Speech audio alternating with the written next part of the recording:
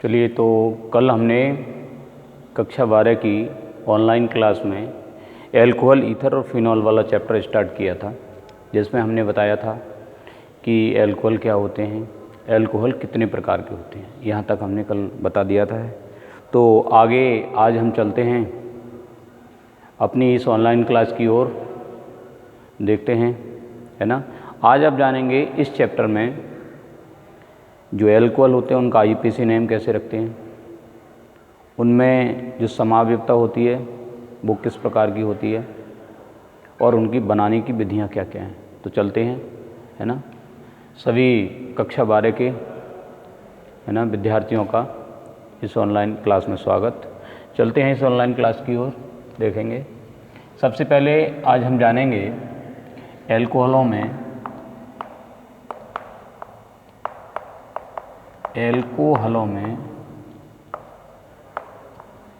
समावयवता।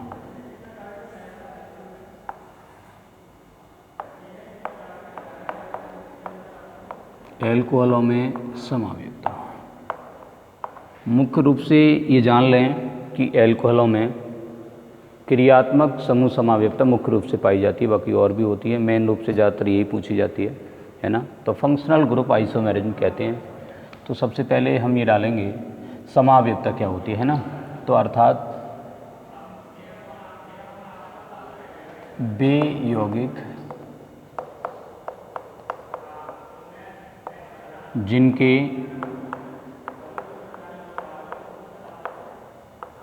अणुसूत्र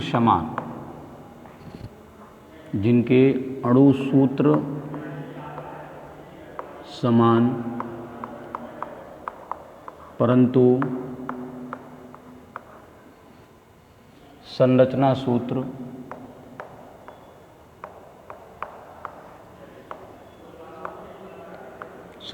सूत्र अलग अलग होते हैं। संरचना सूत्र अलग अलग होते हैं। समावयवी कहलाते हैं।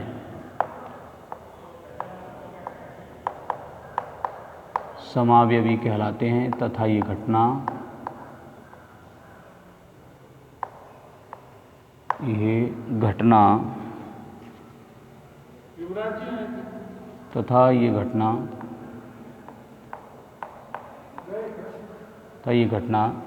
समावयवता कहलाती है।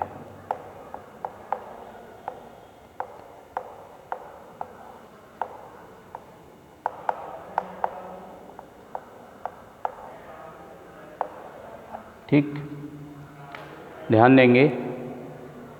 देख लीजिए, जैसे यहाँ पर हमने उदाहरण के तौर पर हमने लिख दिया, जैसे यहाँ पर CH3CH2OH, ये एथिल अल्कोहल का सूत्र है। और दूसरा एग्जाम्पल लिख लिया हमने CH3OCH3। देखेंगे कार्बन इसमें 1 और 1 2, इसमें भी कार्बन 1 और 1 2, इसमें भी 3 और 2 5 और 6 हाइड्रोजन, इसमें भी 3 और 3 6 हाइड्रोजन, इसमें 1 ऑक्सीजन, इसमें भी 1 ऑक्सीजन है। अर्थात दोनों का जो अणुसूत्र होगा वो एक ही होगा। क्या होगा दोनों का अणुसूत्र? देख लेंगे। दोनों का अणुसूत्र होगा C2H6 और O। ये अणुसूत्र होगा। ओके, किसका? भाई एथेनॉल का और डाईमिथाइल ईथर का एक ही अणुसूत्र है। इसमें देखेंगे क्रियात्मक समूह, इसमें जो क्रियात्मक समूह है वो आपका अलग अलग है। इसमें आपका जो है वो आपका एल्कोहल है और इसमें क्रियात्मक समूह जो है वो आपका ईथर है। ठीक है जी, इसलिए यहाँ पर क्रियात्मक समूह समावयवता है। अब हम ये कह सकते हैं, अब आ जाए कि क्रियात्मक समूह समावयवता किसे कहते हैं? बे यौगिक जिनके अणुसूत्र समान परंतु जिनके फंक्शनल ग्रुप अलग अलग होते हैं, क्रियात्मक समूह समावयवी कहलाते हैं तथा ये घटना क्रियात्मक समूह समावयवता कहलाती है। आगे चलते हैं, है ना। अब एल्कोहलों का नामकरण। एल्कोहलों का नामकरण, एल्कोहलों का नामकरण जब हम करेंगे तो देखेंगे एल्कोहलों का नामकरण करते समय meth, eth, prop, but, pent, hex, hept इस तरह के नाम आपको कार्बन के मालूम होने चाहिए। तो जैसे दो प्रकार से इसके नाम लिए जाते हैं, एक तो साधारण नाम और एक IUPAC नेम। तो जैसे हमने ले लिया फॉर एग्जांपल के लिए CH3CH2OH ले लिया, या फिर ले लिया हमने C3H7OH ले लिया, या फिर हमने ले लिया CH3OH। तो देख लेंगे सबसे पहले इसमें कार्बन देखते हैं कि कार्बन कितने हैं। तो कार्बन देख लेंगे, एक और एक दो कार्बन है, तो दो वाले को कहते हैं ETH, एथ, और आगे ANE, एथेन होता है पूरा, दो कार्बन वाले को एथेन कहते हैं। तो यहाँ से E हटाकर, एथेन की E हटाकर और यहाँ पर OL जोड़ देते हैं, तो नाम हो जाएगा इसका एथेनॉल। इसी प्रकार यहाँ पर कार्बन है 3, तो इसको कहेंगे PROPANE, प्रोपेन। इसकी E हटा देंगे तो नाम हो जाए, ऑल जोड़ देंगे तो नाम हो जाएगा प्रोपेनॉल। इसी प्रकार इसमें एक कार्बन है, तो एक कार्बन वाले को कहते हैं METH और ANE, मैथेन। इसकी E हटा देंगे, ऑल जोड़ देंगे तो नाम हो जाएगा मैथेनॉल। ठीक है ना। तो इस तरह से हम IUPAC नेम इसके लिख सकते हैं। ठीक, आगे चलते हैं। किसी का भी IUPAC नेम इस तरह से हम लिख सकते हैं। आगे चलते हैं एल्कोहल बनाने की विधियाँ। ठीक है, तो अगले टॉपिक को लेते हैं। मैं इसको साफ कर लेता हूँ एक बार।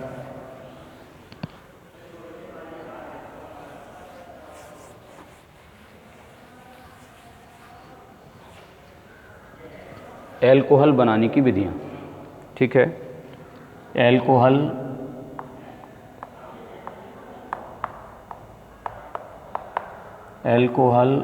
बनाने की विधियाँ।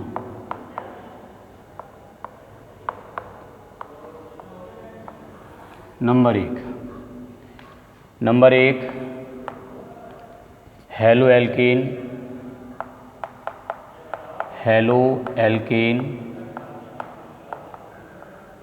तथा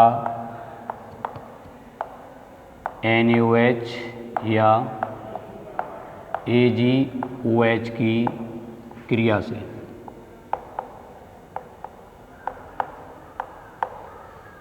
ठीक है जी, ध्यान देंगे। हेलो एल्केन का मतलब जिसमें हेलोजन हो और एल्केन जुड़ा हो। तो यहाँ पर ले लिया हमने C2H5Br और यहाँ ले लिया हमने C2H5Cl। एक की क्रिया हमने मान लो करा दी NaOH से और एक की क्रिया करा दी हमने AgOH से। दोनों की क्रिया जैसे ही हमने कराई तो C2H5 से OH जुड़ जाएगा, बन जाएगा C2H5OH प्लस यहाँ से Na और ये वाला Br, तो बन जाएगा NaBr। इसी प्रकार जैसे ही इससे कराया तो C2H5OH प्लस AgCl। ठीक है, तो इसका नाम वही एथेनॉल या एथिल अल्कोहल। ठीक, अब जैसे मैथिल अल्कोहल हमको बनाना है, तो मैथिल अल्कोहल में जहाँ पर आपने C2H5 लिया उसकी जगह CH3 आप Cl ले सकते हैं, प्लस इसकी अभिक्रिया KOH से करा दो। KOH साइन ऑफ एरो आपका बन जाएगा CH3OH प्लस KCl। ठीक है, इस तरह से इसका नाम एथेनॉल या एथिल अल्कोहल साधारण, इसका नाम एथिल अल्कोहल, इसका नाम मिथाइल अल्कोहल। ठीक है। दूसरा, स्टार्च से अल्कोहल बनाना। अल्कोहल का निर्माण। ठीक है, स्टार्च का सबसे पहले सूत्र जान लेंगे, C6H10O5। ठीक है, यहाँ पर इसका होल 5N होता है, यहाँ पर हमने होल 5N की जगह हमने 2 लिखते हैं इसका। ठीक है जी। तो यहाँ देखेंगे आगे N ले लिया हमने कोई मॉलिक्यूल इसके, तो प्लस इसकी क्रिया सबसे पहले H2O से कराते हैं। ये स्टार्च का सूत्र मैं यहाँ लिख देता हूँ एक बार। ये स्टार्च का सूत्र है। जैसे ही क्रिया कराई जाती है, डाइस्टेज एंजाइम होता है एक, डाइस्टेज एंजाइम होता है, डाइस्टेज एंजाइम की उपस्थिति में अभिक्रिया होती है। तो देखेंगे ये 6s2 से क्रिया करता है, तो 6 दूनी 12 N आ जाएगा, C12 H, यहाँ से 10 दूनी 20 और 2 ये 22 हो गई। O देखेंगे आपके 5 दूनी 10 और 1 11, तो आपका O11 हो गया आपके, ठीक है। अब हमारा यहाँ से ये बन गया NC12 H22 O11, फिर इसकी क्रिया H2O से कराते हैं दोबारा से। ये अभिक्रिया इन्वर्टेज की उपस्थिति में होती है। इन्वर्टेज एंजाइम होता है,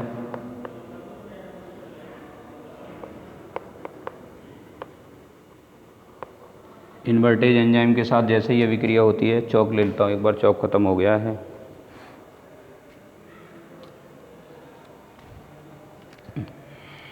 ठीक है, तो यहाँ बन जाएगा C6H12O6 प्लस C6H12O6 बन जाएगा। ग्लूकोज और फ्रक्टोज कहते हैं जिनको, है ना। ये माल्टोज है, यहाँ लिख लेना, ये माल्टोज है,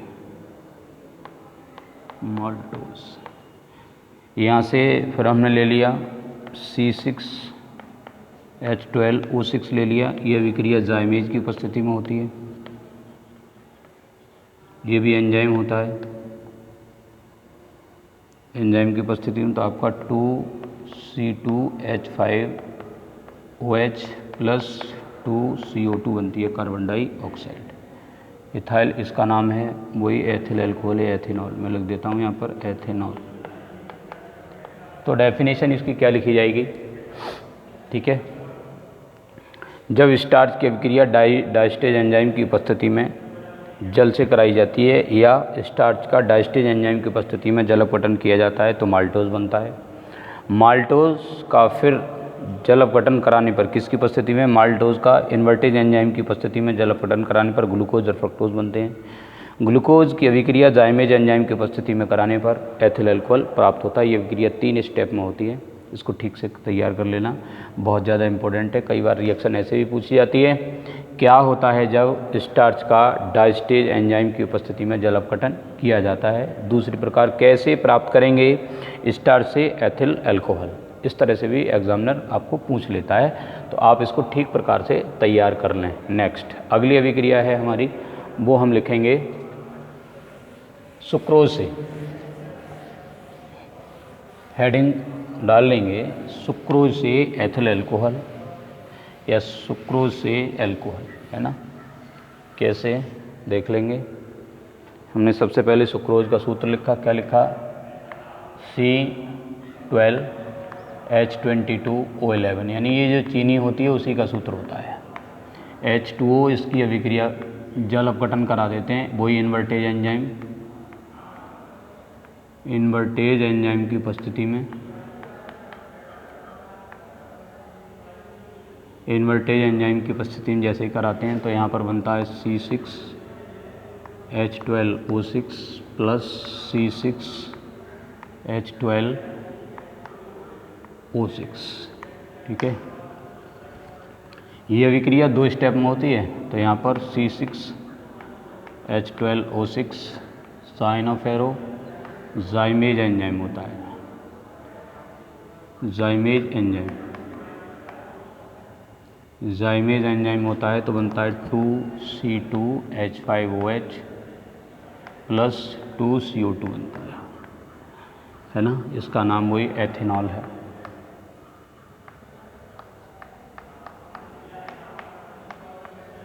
ये एथेनॉल है, ठीक है। तो इस तरह से हम कह सकते हैं, जब सुक्रोज की अभिक्रिया, है ना, या जब सुक्रोज का इन्वर्टेज एंजाइम की उपस्थिति में जल अपघटन किया जाता है तो ग्लूकोज और फ्रक्टोज बनते हैं। ग्लूकोज की अभिक्रिया जाइमेज एंजाइम की उपस्थिति में कराने पर एथेनॉल प्राप्त होता है। इस तरह से हम इसको कह सकते हैं, ठीक है। दूसरा देख लेंगे, जैसे आपका आ जाए कि मेथिल अल्कोहल से एथिल अल्कोहल कैसे बनाएंगे, कई बार आ जाता है। ठीक है। तो देखिए यहाँ पर यह मेथिल क्लोराइड से एथिल अल्कोहल है ना, तो हेलो एल्केन से मैंने बनवा दिया है। तो सबसे पहले जैसे मैंने बोला है कि मेथिल अल्कोहल का सूत्र होता है CH3OH, ठीक है, से हमें बनाना है C2H5OH। मेथिल अल्कोहल से एथिल अल्कोहल बड़ी ही इंटरेस्टिंग रिएक्शन है, ध्यानपूर्वक पढ़िए, इम्पोर्टेंट भी है बोर्ड की दृष्टि से। एग्जामिनर एकदम रो स्टेज रिएक्शन है एकदम, मेथिल अल्कोहल से एथिल अल्कोहल कैसे बनाएंगे। तो सबसे पहले मेथिल अल्कोहल का सूत्र होता है CH3OH। इसकी अभिक्रिया, ठीक है, इसकी अभिक्रिया इस ऐसे कंपाउंड से कराते हैं जैसे HCl से कराते हैं। तो जैसे ही इसकी अभिक्रिया HCl से कराएंगे तो देखेंगे CH3 और ये वाला Cl, तो CH3Cl बन गया, CH3Cl प्लस ये वाला H और OH मिलके बन गया H2। सबसे पहले इसको जो अभिक्रिया हम कराते हैं, इस अभिक्रिया को सबसे पहले हेलो एल्केन में चेंज कर लेते हैं। अब इस CH3Cl प्लस आपका बुर्ज अभिक्रिया करा लेंगे, Na से अभिक्रिया करा ली हमने, प्लस CH3Cl 2 बार लिख लेंगे, ठीक है, 2Na। और ये अभिक्रिया शुष्क ईथर की उपस्थिति में होती है, ध्यान रखना। जब शुष्क ईथर की उपस्थिति में, शुष्क ईथर जैसे ही होती है, तो देखिए यहाँ से CH3 मिलकर बना देते हैं C2H6 प्लस 2Na है और 2 ही आपकी Cl बन जाएगा 2NaCl। अब इस C2H6 की अभिक्रिया है ना, C2H6 की अभिक्रिया फिर क्लोरीन से करा देते हैं, Cl2 से करा दी, क्लोरीनेशन इसका करा दिया, तो बन गया C2H5Cl प्लस HCl। जैसे ही C2H5Cl की अभिक्रिया NaOH से कराई जाती है, ठीक है, एक्वस विलयन से, इसके जलीय विलयन से, तो C2H5OH बन जाता है, प्लस बन जाता है ये वाला Na और Cl, तो ये आपका NaCl। तो देख लेंगे, ये हमारा जो था सबसे पहले वो था मेथिल अल्कोहल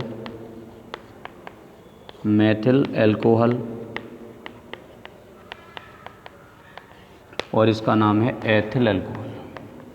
तो हमने बना दिया है मेथिल अल्कोहल से एथिल अल्कोहल, ठीक है। तो इसको जो है बड़ी इंपॉर्टेंट रिएक्शन इसको लिख सकते हैं। तो देख लेंगे एक बार दोबारा, इसको समझ लेते हैं। सबसे पहले मिथाइल अल्कोहल, इसकी क्रिया हाइड्रोजन के हैलाइड से कराती है। यहाँ पर HBr, HCl, HI कुछ भी हो सकता है। तो CH3 जैसे ही इससे Cl से क्रिया करता है तो आपका यहाँ पर बनता है CH3Cl, मिथाइल क्लोराइड बनता है। इसकी अभिक्रिया जो है एक होती है बुर्ज अभिक्रिया। तो बुर्ज अभिक्रिया क्या होती है, जब हेलो एल्केन की अभिक्रिया शुष्क ईथर की उपस्थिति में सोडियम धातु से कराते हैं तो आपके एल्केन प्राप्त होते हैं। जहाँ एल्केन एथेन बना लिया हमने, एथेन का क्लोरीनेशन करा लिया है हमने, है ना। सूर्य के प्रकाश में होती है अभिक्रिया, सूर्य के प्रकाश में लिख देता हूँ यहाँ पर, सूर्य के प्रकाश में अल्ट्रावायलेट रेज की उपस्थिति में, तो आपका एथिल क्लोराइड बनता है। एथिल क्लोराइड की अभिक्रिया NaOH, AgOH या QH से किसी से भी करा देंगे तो एथिल अल्कोहल बन जाएगा, ठीक है। तो ये मैंने आज आपको कराई हैं अल्कोहल बनाने की सामान्य विधियाँ, ठीक है। IUPAC नेम कैसे रखते हैं और समावयवता कैसे निर्धारित करते हैं, तो ये सारी चीज़ें मैंने आप लोगों को आज कराई हैं। आप इनको लिख लेंगे, ठीक है। और ज़्यादा से ज़्यादा वीडियो को, कम से कम वीडियो को 2 बार देखें और रिएक्शन कैसे हुई इसको समझें, कॉपी पर लिखें। और उसके बाद में यदि लगता है कि कहीं मुझे अभी भी डाउट रह गया बच्चे को, तो मेरे से फ़ोन के माध्यम से या व्हाट्सएप के माध्यम से पूछ सकते हैं। Thank you. अगली वीडियो तक नमस्कार।